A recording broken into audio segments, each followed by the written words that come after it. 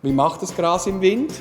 Und jetzt kommt eine Kuhherde auf eine Trampete. Stellt euch vor, ihr geht an ein Casting, an ein Gesangscasting für das Startduett von Happy Day. Ich bin der Claude aus der Lorraine. Ah, okay. Oder? Ah, das ist schön. Ja, das ist findest? schön. Super. Und in dem Moment, wo ihr wartet, kommt eine Kandidatin nach der anderen vor euch raus, ziemlich enttäuscht.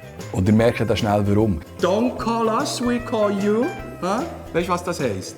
Ihr hört nämlich, dass der Regisseur hinter einem Vorhang völlig abstruse Ideen hat und völlig komisches Zeug verlangt von den Kandidatinnen. Probier mal vielleicht dir vorzustellen, du bist ein Gras im Wind. Und in dem Moment, wo Sarina dann aber hinter den Vorhang schauen durfte, war die Freude umso grösser. Hallo? Mamma mia, es geht schon wieder los. Wir sollen mich da wehren. Mamma mia, seid sich hemmungslos. Wir heiß ich dich begehren. Willst du meine Dancing Queen sein? Natürlich. Yeah.